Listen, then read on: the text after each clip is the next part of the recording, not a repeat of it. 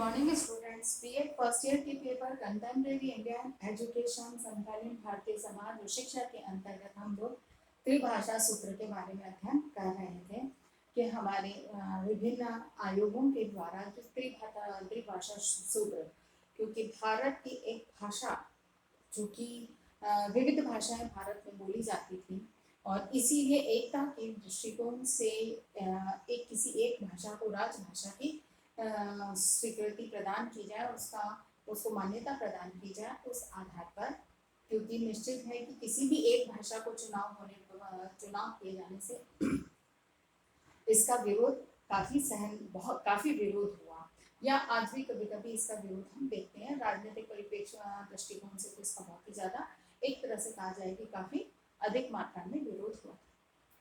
तो इन्हीं सब विरोधों को समाप्त करने के उद्देश्य से त्रिभाषा सूत्र का निर्माण या त्रिभाषा सूत्र प्रस्तुत किया गया। जिन त्रिभाषा सूत्रों को प्रस्तुत किया गया, जब इनका संशोधन उनकी संस्तुतियां प्रस्तुत की गई, तो उसके बाद जब बनाया गया तो उसके बाद ये महसूस किया गया कि अभी इनमें कुछ संशोधन की आवश्यकता है। तो इसी आधार पर 1962 और 64 के अंदर 2 बार इसमें पुनः संशोधन किए गए। हालांकि प्रयास आज भी जारी है, 86 की शिक्षा नीति में भी, 96 में भी और अभी 2020 की शिक्षा नीति में भी त्रिभाषा सूत्र के बारे में प्रत्यक्ष मतलब कुछ इससे संबंधित निश्चित रूप से इसको महत्व दिया गया है। हम इस पुनः संशोधन के बारे में बात करते हैं, तो पुनः संशोधन के अंतर्गत जो 1962 में भावात्मक एकता समिति ने इसके संबंध में अपने जो है पुनः इसमें संशोधन संबंधी विचार प्रस्तुत किए, क्योंकि ये महसूस किया गया कि नहीं, अभी कुछ और इनमें संशोधन किया जा सकता है, जिससे कि हर वर्ग, हर व्यक्ति को संतुष्ट करने का प्रयास किया जाए। तो भावात्मक एकता समिति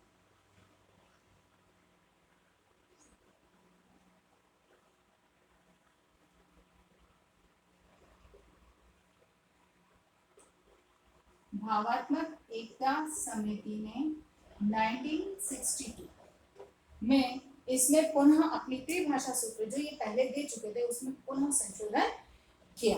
और सबसे पहला चीज इन्होंने ये कहा कि सबसे पहली बात जो थी इसमें संशोधन में कि त्रिभाषा सूत्र में संशोधन की आवश्यकता क्यों महसूस हुई, उसकी कुछ समस्याएं थी, उसकी तरफ ध्यान केंद्रित करते हुए संशोधन उन्होंने प्रस्तुत किया। तो सबसे पहला बात जो उन्होंने कहा था कि प्राथमिक स्तर पर, है ना, अधिक भाषाओं का भार न डाला जाए, क्योंकि यहाँ सबसे पहली चीज जो इन्होंने कही,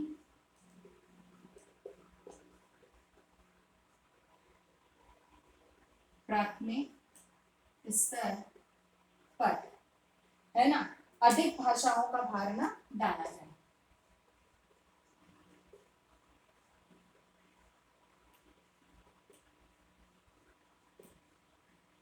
अधिक भाषाओं का भार न डाला जाए, है ना, सबसे पहली चीज। क्योंकि 1 से 5 तक प्राथमिक स्तर कौन सा है, 1 से 5 तक। अब ऐसे में अगर आप 3 भाषाएं पढ़ाते हो तो प्राथमिक स्तर पे तो वैसे ही बालक शिक्षा का जो अर्जित करना है उसको प्रारंभ करता है, और फिर उसको उन भाषाओं को भी थोप दिया जाए, क्योंकि हम बार बार एक ही बात कहते हैं कि मातृभाषा में शिक्षा का माध्यम जो है मातृभाषा होनी चाहिए, मातृभाषा में शिक्षा प्रदान की जानी चाहिए, और ऊपर से हम 2 भाषाएं और थोप रहे हैं, यानी कि 3 भाषाओं का अध्ययन। पहले ही बालक आम बात को समझने के लिए अपनी मातृभाषा पर निर्भर है, तो वो और कहा जाए कि किसी और भाषा को कैसे सहजता से सीख सकता है, उसके लिए तो वह एक तरह से अनावश्यक बोझ ही होता है। इसीलिए प्राथमिक स्तर पर भाषाओं का अधिक बोझ न डाला जाए। साथ में उन्होंने एक बात और कही कि यदि विद्यालय इच्छुक है ना, यदि विद्यालय इच्छुक है या विद्यालय चाहता है तो कोई एक भाषा का और चुनाव वह कर सकता है।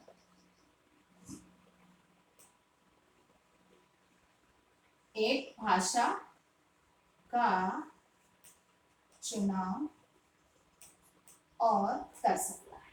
ठीक है ना, यानी कि एक भाषा, एक तो मातृभाषा है ये, दूसरी एक भाषा और दूसरी भाषा का और चुनाव करने में अगर विद्यालय चाहता है तो वह स्वतंत्र है, उसके लिए वो कर सकता है। लेकिन जो सुझाव है वह यही है कि प्राथमिक स्तर पर अधिक भाषाओं का भार न डाला जाए, क्योंकि वैसे ही प्रारंभिक अवस्था में बालक एक तरह से कहे कि प्राथमिक स्तर पर खेल के प्रति ज्यादा आकर्षित रहता है। ऐसे में उसको शिक्षा के लिए अनावश्यक भार डाला जाए तो वो उसके शिक्षा से उसे दूर करने का कारण बन सकता है।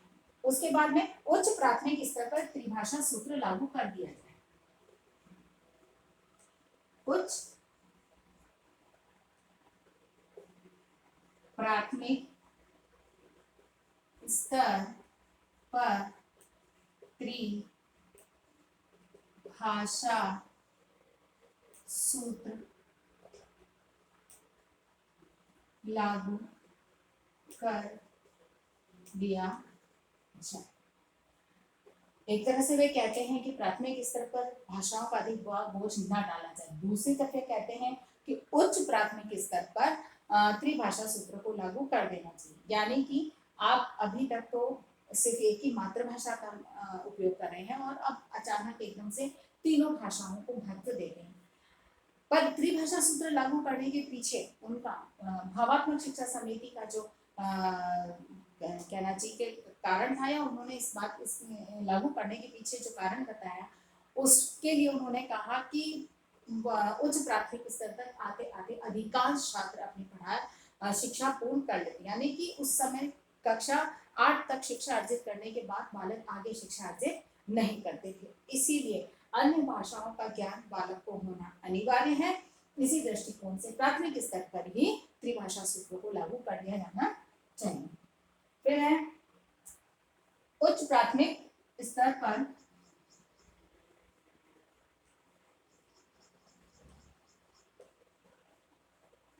उच्च प्राथमिक स्तर पर हिंदी व अंग्रेजी संपर्क भाषा, हिंदी व अंग्रेजी संपर्क भाषा का शिक्षण अनिवार्य है ना। यानी कि उच्च प्राथमिक स्तर पर हिंदी और अंग्रेजी को अनिवार्य रूप से संपर्क भाषा के रूप में इनका शिक्षण कराए जाने पर इन्होंने सुझाव प्रस्तुत किया, यानी कि हिंदी और अंग्रेजी को अनिवार्य रूप से लागू किया जाए। क्यों? क्योंकि ये एक संपर्क भाषाओं के रूप में उपयोग में लाई जाती है, इसीलिए इनका शिक्षण कार्य उनकी जानकारी बालक को होना अनिवार्य। अगली बात उन्होंने कही अहिंदी भाषी क्षेत्रों के लिए।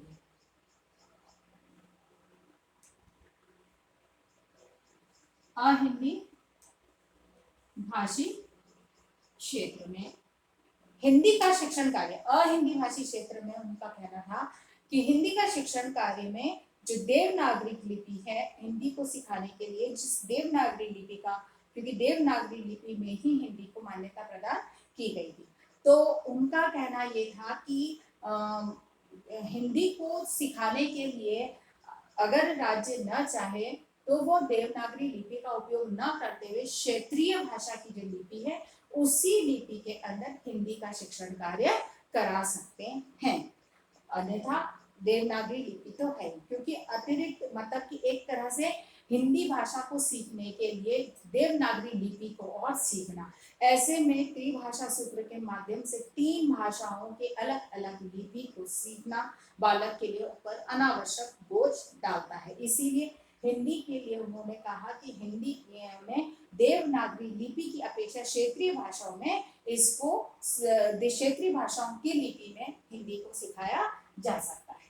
ठीक है ना, हिंदी को देवनागरी लिपि या हिंदी को देवनागरी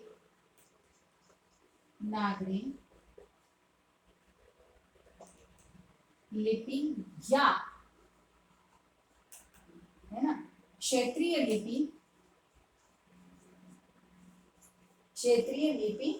में सिखाने की सुविधा, क्षेत्रीय लिपि में सिखाने की सुविधा प्रदान की जाए। ठीक है ना, यानी कि वही कि हिंदी को मतलब देवनागरी लिपि में भी सिखा सकते हो, और अगर देवनागरी लिपि का उपयोग नहीं करना चाहते, ये कि अनावश्यक लिपि के सीखने में अनावश्यक बोझ पड़ सकता है, तो आप क्षेत्रीय भाषा में भी, क्षेत्रीय लिपि में भी हिंदी भाषा को सिखा सकते हैं। फिर निम्न माध्यमिक स्तर,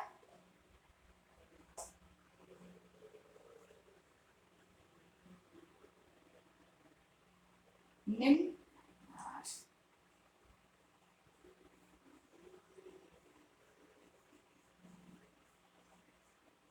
निम्न माध्यमिक स्तर पर उन्होंने कहा कि 3 भाषाओं का अध्ययन अनिवार्य है ना,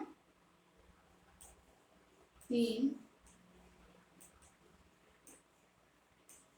भाषाओं का अध्ययन अनिवार्य। ठीक है ना, यहाँ आकर उन्होंने कहा कि 3 भाषाओं का निम्न माध्यमिक स्तर पर कि 3 भाषाओं का अध्ययन अनिवार्य होगा। ठीक है, अगला जो था उन्होंने उच्च माध्यमिक स्तर के लिए कहा,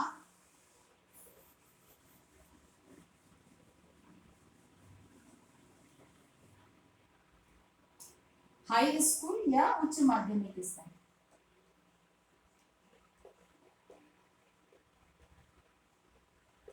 हाई स्कूल के लिए उन्होंने कहा कि भारत संविधान के अनुसार हिंदी को देवनागरी लिपि में सिखाया जाए। भारतीय संविधान के अनुसार हिंदी को देवनागरी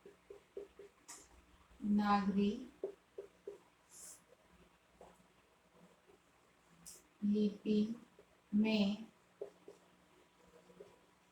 सिखाया जाए। ठीक है ना, मतलब कि यहाँ पर अब छूट नहीं है, यहाँ पर मतलब हाई स्कूल पर आपको हिंदी को देवनागरी लिपि में ही सिखाया जाना अनिवार्य है।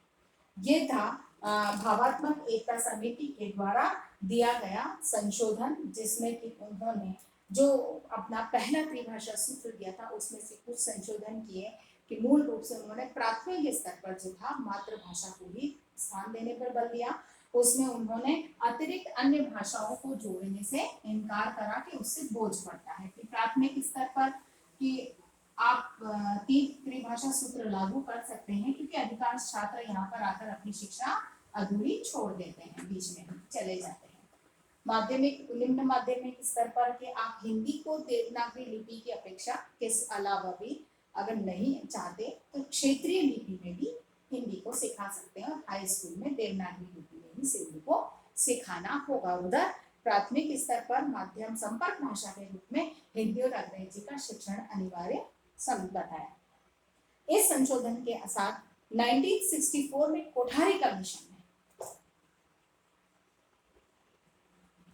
कोठारी आयोग है ना, 1964 में इन्होंने त्रिभाषा सूत्र की जो कुछ कठिनाइयां थी उनको सामने रखते हुए इसमें संशोधन प्रस्तुत किया। तो सबसे पहले जो था इन्होंने कठिनाइयां, त्रिभाषा सूत्र की जो थी कठिनाइयां, उसके बारे में उन्होंने चर्चा की कि भाई त्रिभाषा सूत्र की जो है कठिनाइयां कौन कौन सी इनको लागू करने में। तो सबसे पहला था कि अनावश्यक बोझ का बढ़ना। सबसे पहला जो इन्होंने कहा था वह था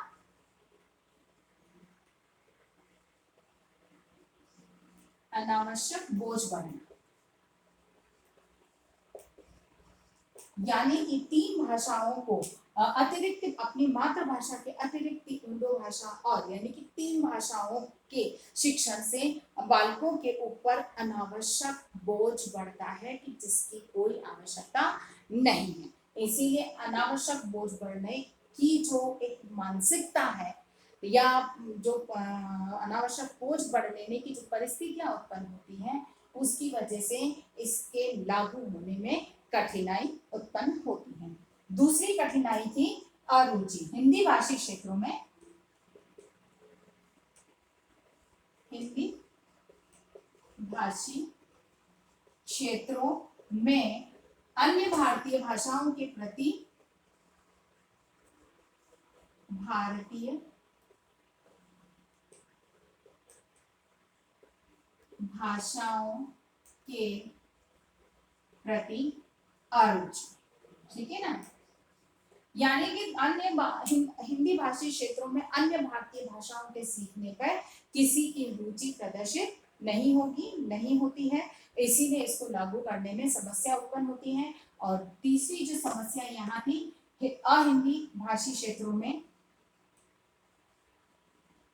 अहिंदी भाषी क्षेत्रों में हिंदी के प्रति अरुचि या विरोध, कुछ भी कह सकते हैं, अरुचि या विरोध, है ना। अहिंदी भाषी क्षेत्रों में हिंदी को महत्व दिए जाने का विरोध होगा और इसमें रुचि भी प्रदर्शित नहीं होगी, इसीलिए इसको लागू करने में समस्याओं का सामना या कठिनाइयां हैं। दूसरी बात जो इसमें आती है, अंतिम जो बात इसमें कठिनाई में है, वह है उच्च माध्यमिक स्तर पर अतिरिक्त भाषा, है ना, मतलब कि आर्थिक व्यय बढ़ना,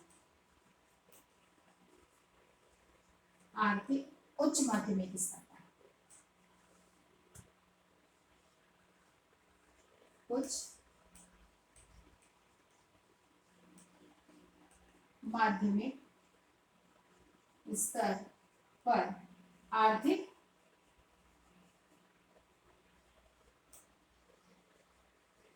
व्यय बढ़ता है। ठीक है ना, उच्च माध्यमिक स्तरों पर ये माना जाता है कि अगर हम हिंदी जैसे अन्य 3 भाषाओं के शिक्षण की व्यवस्था करते हैं तो उसमें अतिरिक्त आर्थिक व्यय बढ़ता है, चाहे विद्यालय का कहो चाहे छात्र का कहो, सभी की दृष्टिकोण से आर्थिक जो व्यय है अधिक हो जाता है। इसी वजह से इसके लागू होने में कठिनाइयों का सामना करना पड़ता है। इसी आधार पर उन्होंने कोठारी आयोग द्वारा व्यवहारिक त्रिभाषा सूत्र, है ना,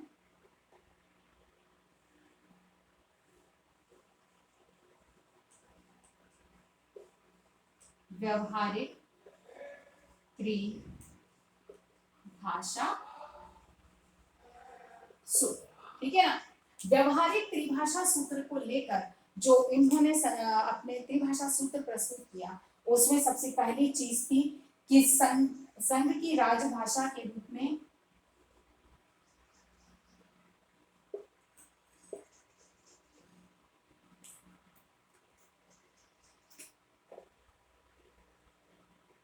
संघ की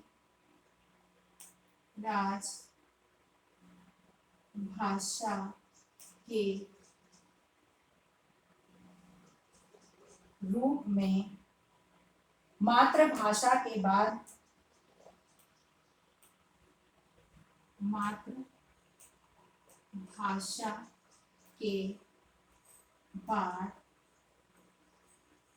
हिंदी को महत्वपूर्ण स्थान, हिंदी को महत्व, ठीक है ना। संघ की राजभाषा के रूप में मातृभाषा के बाद हिंदी को महत्व दिया जाए, यानी कि उनका कहना यह था कि प्रथम स्थान पर जो महत्वपूर्ण भाषा होगी वो मातृभाषा होगी और द्वितीय उसके बाद में हिंदी को मातृभाषा के तुल्य ही समान महत्व प्रदान किया जाए, लेकिन प्रथम था मातृभाषा। दूसरा जो था इनका, छात्रों के लिए अंग्रेजी का ज्ञान लाभप्रद,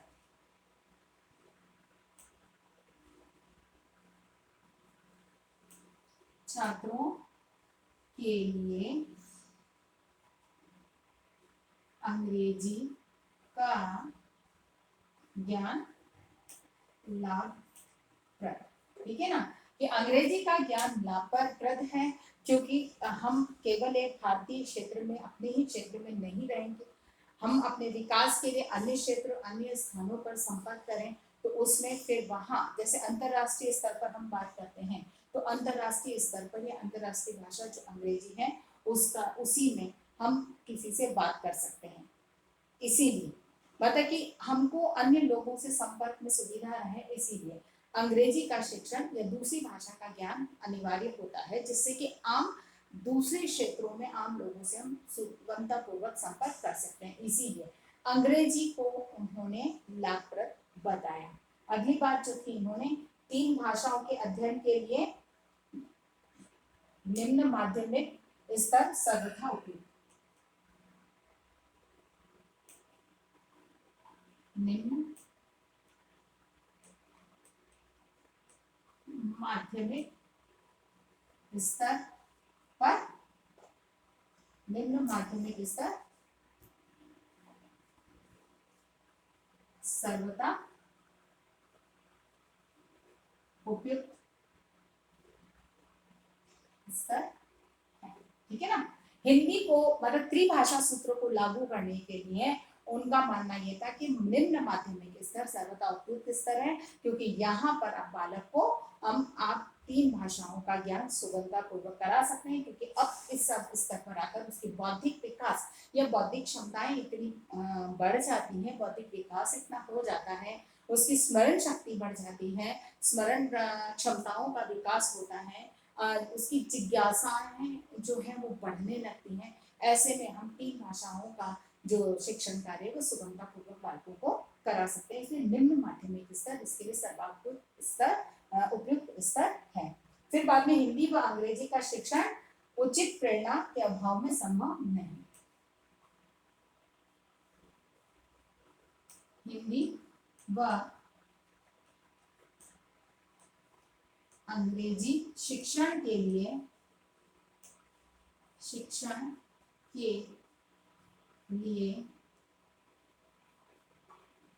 प्रेरणा अनिवार्य,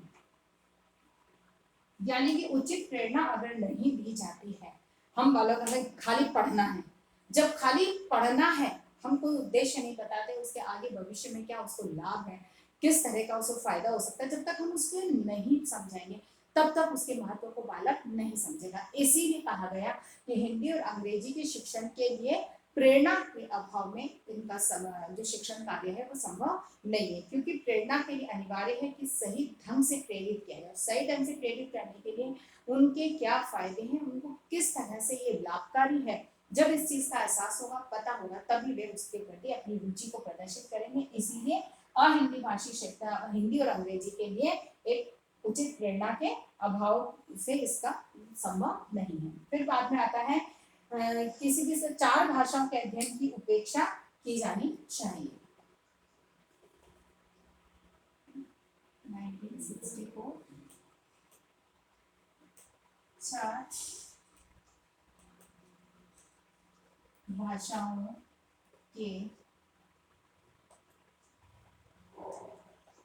अध्ययन की उपेक्षा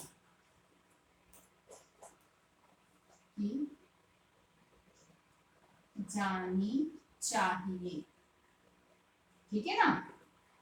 यानी कि 4 भाषाएं अगर हो जाती हैं तो इसकी उपेक्षा की जानी चाहिए। त्रिभाषा सूत्र तक बात स्पष्ट है, लेकिन अगर चौथी भाषा अगर कोई वहां है तो हमें उसको इग्नोर या उसको उपेक्षा की जानी चाहिए। फिर इसी के आधार पर जो इन्होंने त्रिभाषा सूत्र, जो व्यावहारिक त्रिभाषा सूत्र प्रस्तुत किया था, तो इसको संशोधित त्रिभाषा सूत्र जो उन्होंने है वो इसी आधार पर, क्योंकि ये एक व्यवहारिक त्रिभाषा सूत्र था जिसमें उन्होंने स्वयं संशोधन किया। यहाँ पर जो तीसरी बात आती है संशोधित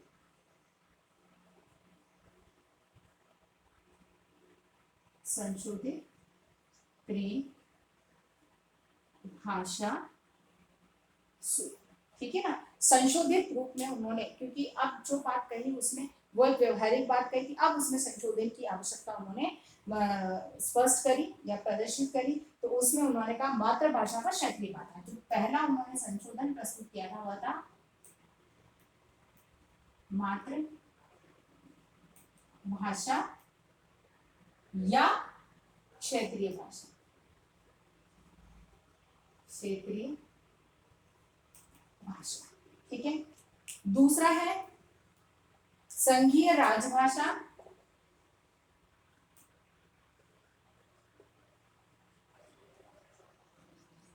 संघीय राजभाषा या सहराजभाषा, सहराजभाषा। तीसरा जो इन्होंने कहा था, आधुनिक भारतीय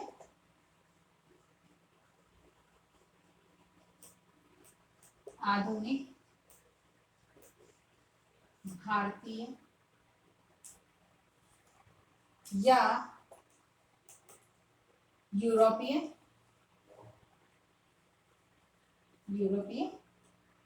भाषा। ठीक है ना। इन्होंने यहाँ पर फिर वही बात प्रस्तुत करी कि मातृभाषा या क्षेत्रीय भाषा, इन दोनों में से एक को चुना जाए, अर्थात कि अगर हिंदी है तो वो आपकी हिंदी भाषा है, अन्यथा यहाँ पर उन्होंने स्पेशली हिंदी के लिए कुछ नहीं कहा।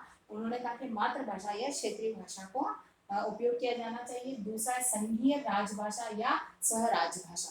जो संघीय राजभाषा है, संघीय राजभाषा कौन सी, हिंदी, और हिंदी या फिर हिंदी की सहराजभाषा जो उसके स्थान पर उसका उपयोग किया जाता है। फिर आधुनिक भारतीय भाषा या यूरोपीय भाषा, यानी कि एक या तो आधुनिक भारतीय भाषा जो वर्तमान में चलती है उनमें से कोई एक, या फिर कोई एक यूरोपीय भाषा जो उस ऊपर के किसी उसमें चयनित नहीं की गई है, चाहे आधुनिक भारतीय भाषा हो चाहे यूरोपीय भाषा हो। अगर ऊपर के दो बिंदुओं में अगर उसका स्थान नहीं चयन किया गया है तो ही उसको यहाँ पर चयन किया जाए, अन्यथा अगर उसको चयन किया गया तो उसके अतिरिक्त कोई अन्य भाषा को यहाँ पर चुनना होगा। जैसे यहाँ पर संघीय भाषा में हिंदी को चुन लिया गया, तो यहाँ पर आधुनिक भारतीय भाषा में हिंदी के अतिरिक्त कोई अन्य भाषा हो सकती है, मराठी है, गुजराती है, कोई भी एक भाषा ली जा सकती है, और या फिर कोई एक यूरोपीय भाषा। अगर ऊपर अंग्रेजी को ले लिया गया है तो फिर यहाँ पर अंग्रेजी को छोड़कर कोई भी यूरोपीय भाषा जैसे जर्मन है, स्पेनिश है, कोई भी भाषा को यहाँ पर चुना जा सकता है। इस आधार पर कोठारी आयोग ने अपने त्रिभाषा सूत्र को हमारे सामने प्रस्तुत किया।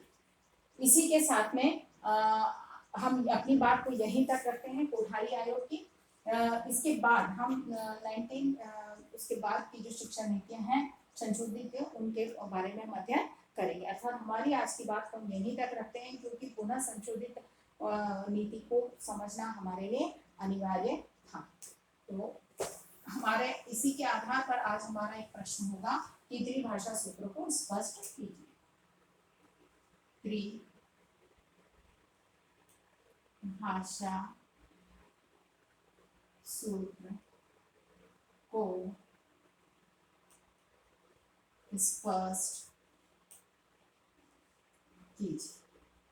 ठीक है, आज का हमारा ये प्रश्न है, आपको इसको हल करना है। तो अब तक जितना हम कर चुके हैं उसको आपको स्पष्ट करना है। इसके बाद हम 1986 की शिक्षा नीति के अंतर्गत क्या त्रिभाषा सूत्र है और उसके क्या विचार हैं उसके बारे में अध्ययन करेंगे। अपनी बात को समाप्त करने से पहले कोविड-19 इस महामारी के दौर में सरकार के द्वारा दी गई गाइडलाइन का सख्ती से पालन करें, घर से बाहर ना निकलें, अगर बहुत अधिक आवश्यकता है तो मुंह पर डबल मास्क लगा के निकलें, सोशल डिस्टेंसिंग का पालन करें और अपने हाथों को सैनिटाइज करते रहें। स्वस्थ रहें, सुरक्षित रहें।